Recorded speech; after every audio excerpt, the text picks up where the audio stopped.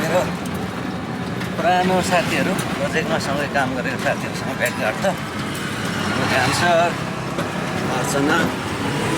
हाम्रो क्यान्सर आइसक्नु भएको छ उहाँ परिरहनु भएको छ अब हाम्रो भेटघाट हुनेछ है यो चाहिँ बाँचीघरबाट म चाहिँ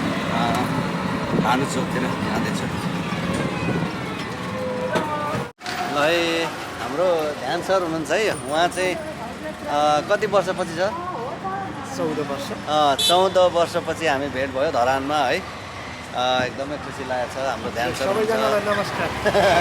है सँगै काम गरियो धेरै वर्ष भनौँ न होइन धेरै वर्ष भनौँ न अनि छुटेको यसपालि ठ्याक्कै भेट भयो मौकाले र अर्को हाम्रो अर्चनाजी पनि आउँदै हुनुहुन्छ उहाँले हामी पर्खिरहेको छौँ आजको दिन चाहिँ बिल्कुलै भेटघाट कार्यक्रममा हाम्रो व्यस्त छ है साह्रै खुसी लागेको छ मलाई पनि धेरै खुसी लागेको छ एउटा कफी गइसकेको छ हाम्रो है अर्को कफी बाँकी छ अझै आज त कफी नै कफी होइन आज त कफी नै हो नि त अरू खानेकुरा भएन है ल अर्चनाले हाम्रो ध्यानजीहरूसँग भेटेर म चाहिँ फर्किरहेको छु आफ्टर 14 इयर्स है धेरै खुसी लाग्यो लगभग 2-3 घन्टा नै हामी गफ गऱ्यौँ ध्यान चाहिँ अर्चनाजीसँग त्यो साह्रै खुसी लाग्यो होइन अब धरान बसाइको क्रममा अझै अरू साथीहरूलाई पनि भेट्ने मन छ र समय मिल्छ कि मिल्दैन र काठमाडौँमा पनि भेट्ने मन छ अरू साथीहरूलाई है यस्तै छ खुसी लाग्यो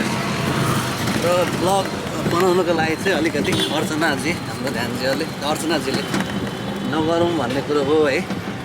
ठिकै छ त्यो पनि अब पर्सनल चोइस अहिले चाहिँ म भानुचोकमा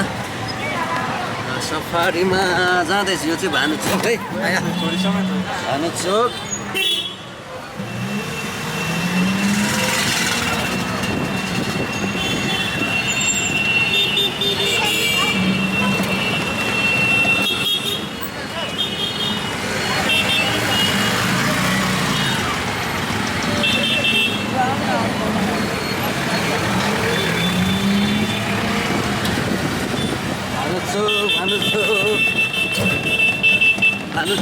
Vanusuk.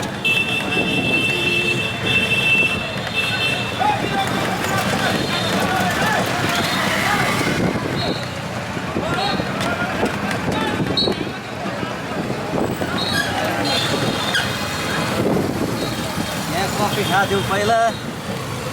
क्याफे चाहिँ बन्द भएछ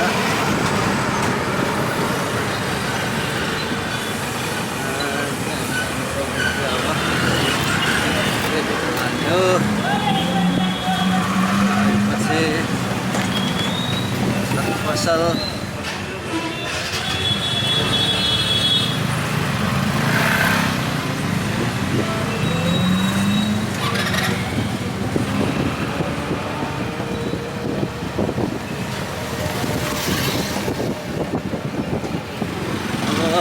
धरान बसाइ लगभग 1-2 दिन हुँदैछ त्यसपछि म फेरि काठमाडौँ जाँदैछु काठमाडौँमा अलिकति काम छ है राम्रै बाटोमा किच्यो त्यसपछि फेरि पनि धरान फर्किनेछु त्यस्तै छ धरानको बसाइ रमाइलो भइरहेको छ आज चाहिँ हाम्रो हरिदाईको बर्थडे हाम्रो चाहिँ सेलिब्रेसन गरिरहेको छौँ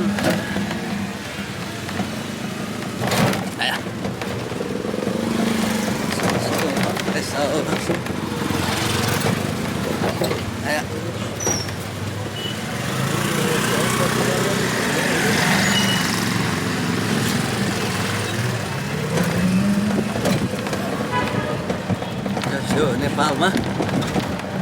म्युचुअल अन्डरस्ट्यान्डिङ चाहिँ एकदम छ क्या ड्राइभिङ